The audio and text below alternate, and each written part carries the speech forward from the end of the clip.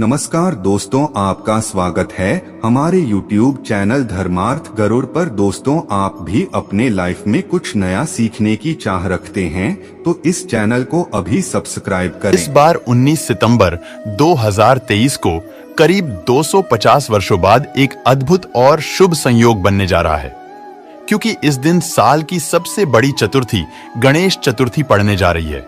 और अगर आप इस दिन घर के इन कोनों में स्वास्तिक बना देते हैं तो इतना धन आएगा कि आप संभाल नहीं पाएंगे। साथ ही इससे आपके घर से बुरी शक्तियों का नाश हो जाएगा और कैसी भी आपकी मनोकामना हो वो तुरंत ही पूरी हो जाएगी। तो दोस्तों, आज के इस वीडियो में हम आपको बताएंगे कि गणेश चतुर्थी के दिन घर में इस जगह स्वास्तिक बना देते हैं तो गणेश भगवान बहुत ही शीघ्र प्रसन्न होके आपकी सभी मनोकामना पूर्ण कर देते हैं। तो जानेंगे स्वास्तिक से जुड़ा वो कौन सा उपाय है और कौन सी पूजा विधि है जिससे गणेश भगवान खुश होकर गणेश चतुर्थी पर आपकी सभी मनोकामनाएं पूर्ण कर देंगे। और दोस्तों, यदि आप भी अपने जीवन में गणेश भगवान की कृपा पाना चाहते हैं तो इस वीडियो को लाइक करके कमेंट में ओम श्री गणेशाय नमः लिखना न भूले। दोस्तों, किसी भी शुभ काम के पहले या किसी भी नई चीज के इस्तेमाल से पहले उसमें कुमकुम सिंदूर या हल्दी का स्वास्तिक बनाने की प्रथा सदियों से चली आ रही है। ऐसा माना जाता है कि ये घर में खुशहाली लाने का एक आसान तरीका है। स्वास्तिक को मंगल ग्रह का प्रतीक माना जाता है, इसी वजह से इससे घर में ऊर्जा आकर्षित होती है और जिस स्थान पर यह शुभ चिन्ह बनाया जाता है वह अपने आप ही ऊर्जा से भरपूर हो जाता है। हिंदू धर्म में इसे एक पवित्र प्रतीक माना जाता है जो सौभाग्य, समृद्धि और स्वास्तिक से जुड़ा होता है। इसे किसी भी शुभ कार्य से पहले बनाने के पीछे के कई ज्योतिष लाभ है और इसका महत्व भी है। यदि हम ज्योतिष की माने तो स्वास्तिक का चिन्ह सौभाग्य, समृद्धि और सकारात्मक ऊर्जा का प्रतीक होता है। ऐसा माना जाता है कि किसी भी शुभ कार्य को शुरू करने से पहले इस चिन्ह को बनाना सौभाग्य और अनुकूल परिणामों को आमंत्रित करता है। दोस्तों, घर का जो मुख्य द्वार होता है वह शास्त्रों में इतना ज्यादा महत्वपूर्ण और खास बताया गया है कि वहीं से केवल सकारात्मक और नकारात्मक ऊर्जा घर में प्रवेश कर सकती है। काफी लोग इस बारे में नहीं जानते हैं कि जितनी भी नकारात्मक ऊर्जाएं होती हैं या फिर सकारात्मक ऊर्जा एवं कुलदेवी कुलदेवता हो, पितृ हो, जितनी भी चीजें होती हैं, जितनी भी अदृश्य शक्तियां होती हैं, वह केवल घर के मुख्य दरवाजे से ही घर में प्रवेश कर सकती है। लेकिन काफी लोगों के घरों में ऐसा होता है कि इतनी नकारात्मक ऊर्जाएं वास करने लग जाती है कि उनका अपने खुद के घर में मन नहीं लगता है और बिल्कुल ऐसा मन करता है कि घर से बिल्कुल किसी भी प्रकार से बाहर निकला जाए। और यह चीजें आपने खुद भी काफी बार देखी होंगी कि जब भी आप घर से बाहर रहते हैं उस समय तो आपका मन बिल्कुल ठीक रहता है, लेकिन जैसे ही घर में प्रवेश करते हैं इस प्रकार से लगता है कि ना जाने कितनी नकारात्मक शक्तियों ने आपको घेर लिया है। तुरंत ही बहुत ज्यादा घबराहट, बेचैनी हो जाती है। काफी लोग उनके बारे में बताते भी हैं और पूछते भी हैं। तो दोस्तों, आपको बता दें कि जब भी इस प्रकार होता है कि घर में नकारात्मक ऊर्जा वास करें तो आप समझ जाएं कि उन दिनों में फिर कोई भी कार्य आपका बनने वाला बिल्कुल भी नहीं है। जितने भी आप कार्य करेंगे उन सभी कार्यों में बिल्कुल ही निराशा हाथ लगने वाली है, क्योंकि जितनी भी शुभ लाभ, सुख, समृद्धि, धन की चीजें होती हैं वह वहीं पर आकर्षित होती है जहां पर सुख वास करता है, यानी कि सकारात्मक ऊर्जाएं जहां पर वास करती हैं केवल वहीं पर सुख बरसता है, नहीं तो नकारात्मक ऊर्जा केवल दुख को ही आकर्षित करती है। दोस्तों, अब आपको ये भी बता दें कि काफी घरों में ऐसा होता है कि पितरों के कारण भी कष्ट होते हैं, क्योंकि अगर पितृ प्रसन्न नहीं होते हैं या फिर पितृ अगर संतुष्ट ना हो तो ऐसे घर में हमेशा ही लगातार संकट घेर के रखता है। कहीं ना कहीं से परेशानी उत्पन्न होती रहती है। जितने भी मेहनत लोग करते हैं उन्हें उनकी मेहनत का लाभ मिल ही नहीं पाता है। इसीलिए कहा जाता है कि पितरों का साथ होना बेहद आवश्यक होता है।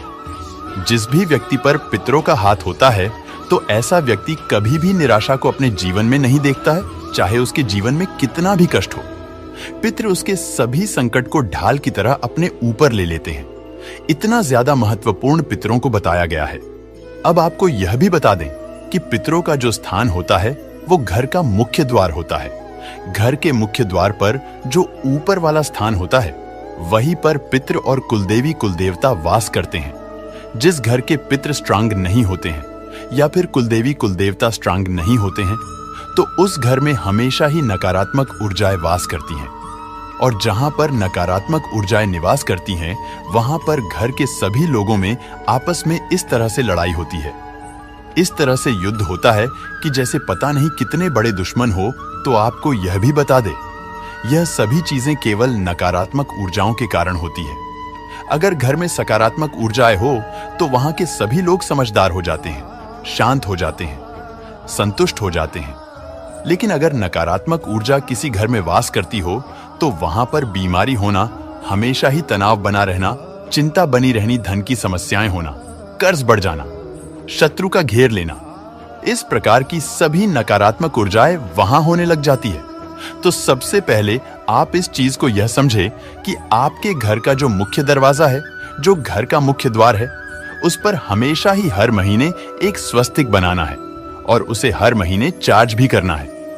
काफी लोग तो ऐसे होते हैं कि साल में कभी 5 साल में एक बार स्वास्तिक बनाकर उसे कई सालों के लिए फिर भूल जाते हैं, और जबकि इस बात पर ध्यान ही नहीं देते हैं कि घर का मुख्य द्वार सबसे ज्यादा मुख्य है, तभी तो उसे मुख्य कहा जाता है। तो आप इस बात का ध्यान रखें कि स्वास्तिक को हर महीने आपको रिचार्ज करना है। स्वास्तिक के बड़े ही ज्यादा लाभ होते हैं और इसकी जितनी भी डंडियां होती है, जो इसके लेग्स होते हैं, इसमें जो स्पेस होता है, वह सभी चीजें तंत्र को दर्शाते हैं। स्वास्तिक एक प्रकार से यंत्र होता है जो सुख को आकर्षित करता है, यानी कि आपके जीवन में सुख, समृद्धि, धन, यश, वैभव सभी चीजों को आकर्षित करने के लिए यह एक यंत्र होता है। इस बात का भी ध्यान रखा करें कि अगर आपके घर में धन की समस्याएं हैं तो केवल हल्दी से ही स्वास्तिक को बनाना है, और अगर आपके घर में बच्चे आपका कहना नहीं मानते हैं, धन की समस्याएं भी होती रहती है, तब आपको अष्टगंध का इस्तेमाल करना है या सिंदूर में चंदन मिलाकर भी स्वास्तिक घर के मुख्य द्वार पर बनाया जा सकता है। इससे बहुत ही ज्यादा लाभ मिलते हैं। यह गुप्त विधि है कि सिंदूर में आपको चंदन मिलाकर ही स्वास्तिक को बनाना है। इससे पितृ प्रसन्न होते हैं, कुलदेवी का कुल देवताओं का साथ बना रहता है और उस घर में नकारात्मक ऊर्जाएं बिल्कुल भी प्रवेश नहीं कर पाती हैं। जिस घर में हर महीने स्वास्तिक चार्ज भी होता रहता है तो वहां पर नकारात्मक ऊर्जा प्रवेश नहीं करती है। अब दूसरी चीज आपको यह ध्यान रखनी है कि घर का जो मुखिया है और घर के मुखिया की जो डेट ऑन ऑफ बर्थ है, उसी का भाग्य अंक निकालकर आपको अपने घर के मुख्य द्वार पर अंदर की ओर लिख लेना है। और जब भी आप घर से बाहर निकलते हैं या फिर बाहर से घर में आते हैं तो बस उस अंक को रोजाना आप छूना शुरू करें। बस इतना करने मात्र से ही कुछ अंक से लाभ इतने ज्यादा जीवन में बढ़ जाते हैं कि जैसे अगर आपके जीवन में धन की समस्याएं, कर्ज की समस्याएं या फिर शत्रुओं ने आपको घेर के रखा है, तो अपने भाग्य अंक को रोज छूने मात्र से ही उस अंक से आपको इतनी शक्तियां प्राप्त होती हैं कि जो जीवन के कष्ट है वह आपके समाप्त हो जाते हैं। अब आपको यह करना किस प्रकार है, यह भी आप जान ले। दोस्तों, आपको अपनी जन्म तिथि को, यानी कि मंथ को, डेट को, ईयर को, तीनों चीजों को एक साथ कैलकुलेटर में प्लस कर देना है। 4 अंकों का डिजिट निकालिएगा, फिर चारों अंकों को भी अलग अलग करके प्लस कर देना है। बस सिंगल डिजिट आपको निकालनी है। जब तक सिंगल डिजिट नहीं निकल जाती है तब तक सभी अंकों को एक दूसरे से प्लस करते जाएं।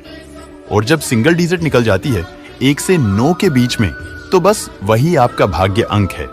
इस अंक को अपने घर के मुख्य द्वार पर इस प्रकार से लिख ले कि घर से बाहर जाते समय इसको छुए और जब बाहर से अंदर आए तब भी इसको रोज छुए। अब जो घर के और भी लोग हैं वो अपने लिए भी करना चाहते हैं तो वह अपने अलग अलग कमरे में या किसी भी दीवार पर अलग किसी भी कागज पर लाल पेन से या फिर लाल स्केच पेन से अपने भाग्य अंक को लिख सकते हैं, या फिर जहां पर आप सोते हैं बस वहीं पर छोटा सा आप अपना भाग्य अंक लिखकर रख ले और उसको छूना शुरू करें। सिर्फ इतना करने मात्र से नसीब बहुत ज्यादा बलवान बनता है। और अगर आप अपने भाग्य अंक के संपर्क में रहते हैं, यानी कि अपनी सराउंडिंग को अपने भाग्य के अनुसार बनाते हैं, तो जीवन में सफलता निश्चित ही आती है। अब आप यह देखिए कि भाग्यांक केवल एक डिजिट नंबर या कोई एक अंक नहीं है, बल्कि यह चीजें आपके घर की अदृश्य शक्तियों को दर्शाती है। यानी कि इस भाग्यांक में आपने जन्म लिया है तो इस प्रकार से आप अपने भाग्यांक की जो एंगेल है उससे संपर्क में जुड़ जाते हैं और वहीं से आपको हीलिंग प्राप्त होती है। आपको यह भी बता दें कि जितने भी अदृश्य शक्तियां होती हैं, जितने भी सकारात्मक शक्तियां होती हैं, वह एक प्रकार से एंगेल ही कही जाती हैं। यानी कि ये इतने ज्यादा अच्छे होते हैं कि बस केवल आपकी मदद करना चाहते हैं। अगर आप किसी भी तरह से उनसे संपर्क बनाना जान जाते हैं तो चाहे आप उन्हें फिर कुछ भी कहे, निश्चित ही आपके कार्य को करते हैं। बल्कि सकारात्मक ऊर्जा का कार्य केवल इतना ही है कि वह उस व्यक्ति की मदद करें जो केवल दुख में होता है, परेशानी में होता है, या जिस भी व्यक्ति के जीवन में संकट हो। अगर वो उन अदृश्य शक्तियों से संपर्क बना लेता है तो उसे निश्चित ही सहायता सफलता प्राप्त होती है। यानी कि हर तरह से बस वह आपकी मदद करना चाहते हैं। इसी प्रकार से नकारात्मक ऊर्जा जो होती है वो केवल जीवन से सुख को खाना चाहती है, दुख देना चाहती है, कष्ट देना चाहती है। तो जो नकारात्मक ऊर्जा होती है उससे तो लोग संपर्क बना लेते हैं, गलत कर्म करके, गलत चीजों को करके, गलत कार्य करके। लेकिन उन्हें इस बारे में जानकारी नहीं होती है कि सकारात्मक ऊर्जा से किस प्रकार संपर्क बनाया जाता है। तो आपको यह भी बता दें कि अगर आप दूसरों के लिए, चाहे कोई आपका शत्रु भी हो, उनके लिए भी अच्छा सोचते हैं, केवल अच्छा ही बोलते हैं, सबको केवल यही कहते हैं कि कल्याण हो, सबको आशीर्वाद देते हैं, तो बस ये आप समझ ले कि सकारात्मक ऊर्जा ने घेरा बनाकर आपको घेर लिया है और कोई भी कष्ट, कोई भी परेशानी आपके जीवन में बिल्कुल भी नहीं आ सकती है। और यह बात बिल्कुल तंत्र से सिद्ध है। और अगर आप इस चीज को करके देखेंगे कि जब भी आपको कोई बुरा बोले, बस अपने मन से आपको किसी के लिए बुरा नहीं बोलना है, बुरा नहीं सोचना है। कुछ भी गलत या नकारात्मक आपको अपने मन में नहीं लेकर आना है। बस केवल इतना 4 दिन आप खुद करके देखें। 5वें दिन आप खुद समझ जाएंगे कि कितनी ज्यादा बड़ी बात इस वीडियो में आपको पता चल गई है। क्योंकि जैसे ही आप दूसरों का भला सोचने लगेंगे, कल्याण सोचने लगेंगे, किसी के बारे में बुरा नहीं बोलेंगे, किसी को गलत नहीं कहेंगे और ना ही किसी के बारे में गलत करने की सोचेंगे, तो बस उसी समय से सकारात्मक ऊर्जा सेवक की तरह आपके कार्य करती है। जो भी आप चाहते हैं वह आपको लाकर देती हैं और किसी ना किसी रूप से आपको यह भी संकेत देती है कि हम आपके आसपास हैं। इस बारे में और भी ज्यादा विस्तार से जानेंगे कि किस प्रकार सकारात्मक ऊर्जा संकेत देती हैं, किस प्रकार उनसे बात की जा सकती है और किस प्रकार से वह स्वप्न में भी आती है। क्योंकि जैसा कि आप जानते हैं कि नकारात्मक ऊर्जा घबराहट देकर, परेशानी, कष्ट देकर दर्शाती है कि नकारात्मक ऊर्जा आपके आसपास घूम रही है, उसी प्रकार से सकारात्मक ऊर्जाएं भी संकेत देती है, बल्कि नकारात्मक ऊर्जा से ज्यादा स्ट्रांग संकेत देती हैं, जो बड़ी आसानी से समझ भी आ जाती हैं। दोस्तों, आइए अब आपको गणेश चतुर्थी की व्रत कथा सुनाते हैं, जिसे सच्चे दिल और साफ मन से सुनने मात्र से आपकी हर इच्छा पूरी हो जाएगी। पहली कथा पौराणिक एवं प्रचलित श्री गणेश कथा के अनुसार एक बार देवता कई विपदाओं में घिरे थे। तब वह मदद मांगने भगवान शिव के पास आए। उस समय शिव के साथ कार्तिकेय तथा गणेश जी भी बैठे थे। देवताओं की बात सुनकर शिव जी ने कार्तिकेय गणेश जी से पूछा कि तुम में से कौन देवताओं के कष्टों का निवारण कर सकता है। तब कार्तिकेय गणेश जी दोनों ने ही स्वयं को इस कार्य के लिए सक्षम बताया।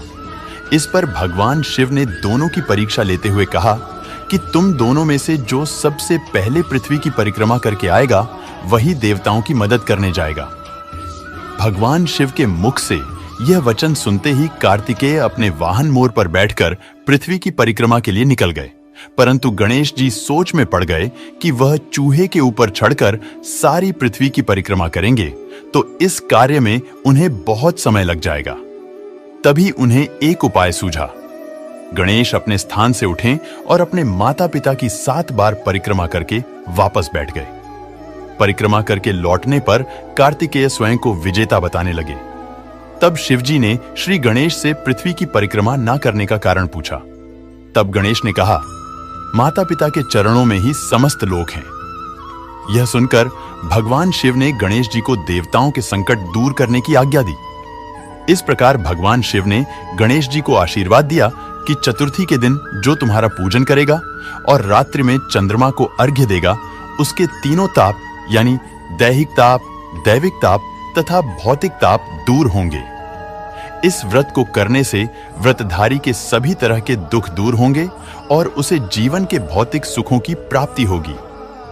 चारों तरफ से मनुष्य की सुख समृद्धि बढ़ेगी। पुत्र पौत्रादि धन ऐश्वर्य की कमी नहीं रहेगी। गणेश चतुर्थी व्रत की दूसरी कथा। एक समय की बात है, राजा हरिश्चंद्र के राज्य में एक कुम्हार था। वह मिट्टी के बर्तन बनाता, लेकिन वे कच्चे रह जाते थे। एक पुजारी की सलाह पर उसने इस समस्या को दूर करने के लिए एक छोटे बालक को मिट्टी के बर्तनों के साथ आंवा में ढाल दिया। उस दिन संकष्टी चतुर्थी का दिन था। उस बच्चे की मां अपने बेटे के लिए परेशान थी। उसने गणेश जी से बेटे की कुशलता की प्रार्थना की। दूसरे दिन जब कुम्हार ने सुबह उठकर देखा तो आंवा में उसके बर्तन तो पक गए थे, लेकिन बच्चे का बाल बांका भी नहीं हुआ था। वह डर गया और राजा के दरबार में जाकर सारी घटना बताई।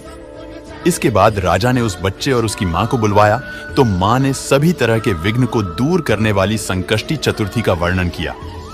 इस घटना के बाद से महिलाएं संतान और परिवार के सौभाग्य के लिए संकट चौथ का व्रत करने लगी। तो दोस्तों, उम्मीद करते हैं आज की वीडियो से आपको लाभ अवश्य होगा। आज के लिए बस इतना ही। तो दोस्तों, आपको यह जानकारी कैसी लगी हमें कमेंट में अवश्य बताएं। वीडियो को लाइक करें और अपने दोस्तों के साथ भी शेयर करें और कमेंट में जय गजानन महाराज लिखना ना भूलें। धन्यवाद।